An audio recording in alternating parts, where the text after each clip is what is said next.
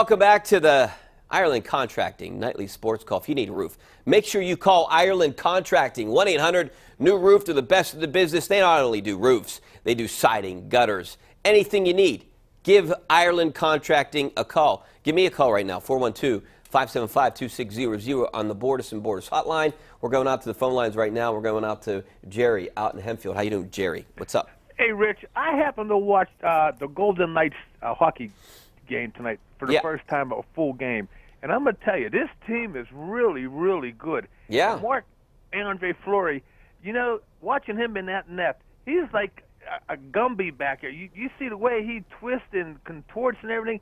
It was enjoyable watching him protect that net. And then when they interviewed him, you know, I miss this guy. He's so humble. He gives the credit to everybody else except himself. Boy, Pittsburgh sure lost a really nice goaltender and a good guy. And Vegas really got something nice.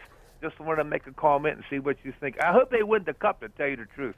Okay, Rich? Thanks a lot, man. Yeah, you know what? I'd be rooting for Vegas if the Penguins don't go to the cup. I'd definitely root for Marc-Andre Fleury. Thanks for your call, Jerry. And you know what? It was a situation where the Pens had to make a decision. And the decision is Marc-Andre Fleury made too much money. And Matt Murray is the future. He's about 10 years younger. He's the future of the Penguins. And you got him at half the price of what you were paying Fleury. And Sullivan thinks Murray's the better goalie. He's the goalie that he likes. He's the goalie that he favors. So he was a beloved guy here, but it's time to move on. And Marc-Andre Fleury had to go. You're not going to have Marc-Andre Fleury be a backup. Marc-Andre Fleury did not want to be a backup. So he had to look for a new environment. And I think that new environment rejuvenated him and made him a better goalie. And so what he was able to do this year, I mean, this guy has been maybe the best goalie in the postseason so far. 4 shutouts, and he's headed to the Western Conference Finals, has a really good chance of getting back to the Stanley Cup Finals.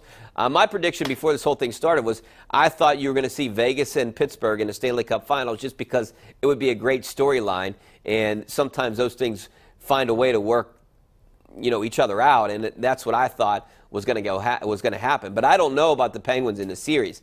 I think they win tomorrow, but anything can happen in a Game 7. So you know, obviously the Capitals can win tomorrow and then it's over. But I do like the Penguins to win tomorrow, and then we'll see what happens in Game 7. You know, I went back and forth with, you know, I thought this series was going to go 7 games.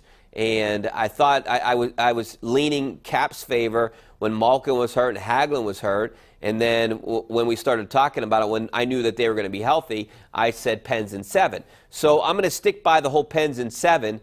I think they're going to win tomorrow, but anything can happen in a Game 7. I mean, Tampa is playing unbelievable right now. That would be a tough out for the Penguins. But, you know, I think it's one of those things when whoever plays the Penguins and the champs, maybe you're a little I don't want to say you're not scared, but nervous.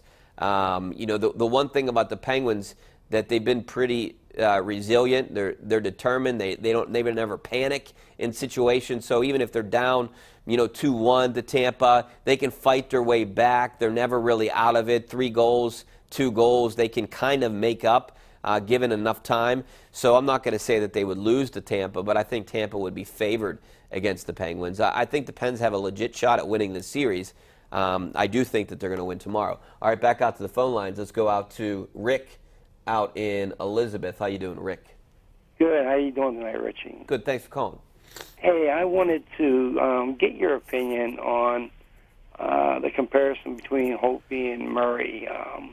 To me, Murray, I don't know, but it seems like there could be some emotional residual feelings from the passing of his father because he just doesn't seem really crisp like he did the 2 previous years. Where on the other side of it, Holtby is, you know, yeah, he's giving up some goals, but he's making a ton of big-time saves. And then my other point is, where has Chris Letang been? I think he's had a horrible series, and he definitely needs to step up. Now, if the Penguins win tomorrow, I agree with you. All the pressure goes back on Washington, and anything can happen in that Game 7. Thanks. Yeah, you know, where has Chris Letang been? I mean, he had a bad game, in Game 5 in Washington. You could maybe blame him for the Pens' loss, or a lot of the blame falls onto him. You know, what was he doing in those two situations for their third and the fourth goal, and the miscommunication with him and Dumoulin.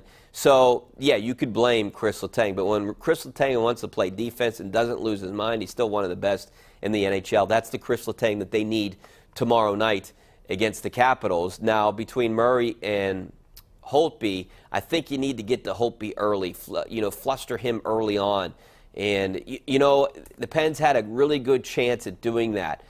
And they were up 1-0. They get the power play. Sid has a couple chances. They could have been up 2-0. Then all of a sudden, it's a different game. That game could have been 4-0 at the end of one yesterday, and it was actually Capitals up 2-1. Who would have thought that, the way the Pens played in that first period? They easily could have scored 4 goals, and it just wasn't their night. It was kind of like Game 1, where you felt like Washington completely outplayed the Penguins, and the Penguins had that 4-minute and 49-second stretch and just came back and won the game. So, I think if the Penguins have a game like they did yesterday, I think they might score more goals and might get to Holtby. As for Murray, unfortunately, I know about having your father pass away at a young age. My dad passed away 9 years ago, and it's still one of the toughest things that I have to deal with. So I understand what he's kind of going through, and I commend this guy. I don't know how he's doing it, because I know I lost focus at times, 9 years ago, even now thinking about my dad. So I'm sure his dad, he thinks about his. I'm sure you got to think about your dad all the time. I know I do. My dad was my best friend, so that could be a factor. I don't want to blame it on that, but if he wants to use that as an excuse, I have no problem with that. That's going to be one of the toughest things he's ever going to have to deal with, losing his dad. And I know it was tough for him. And if it is an issue, I can't blame him for it. It's an unfortunate situation. And he's a strong mental. He's a strong-willed person. I mean, he does have a strong mental makeup. And so I don't know if that's an issue, and that's, but it could be. You could be right about that. It's obviously a tough thing to deal with. But he hasn't been the goalie that he was the last couple postseasons. At times you've seen it, and I know a lot of people are blaming his glove hand, the reaction that he sometimes just can't catch the puck and he drops it or goes above it, and so I mean that's been an issue with him. You see where a lot of his goals are glove side. So I know that's something that he's working on. He always tells us it's not a problem, and he doesn't think guys are targeting his glove side, but it seems like when the Capitals are coming down the ice, they're shooting that side. Now maybe it's because it's he's such a big goalie that's an open side, and that's where they see most of the net. So that potentially could be it too. So yeah, he does have some weaknesses right now, and he's got to get back to where he was last year. Or hey, how about when the 2 games he played in Tampa in 2016, in Game 6 and Game 7, he needs to be that guy these next 2 games. All right, we got to take a break. Back with more of your phone calls and some of your tweets coming up next. Stay right there.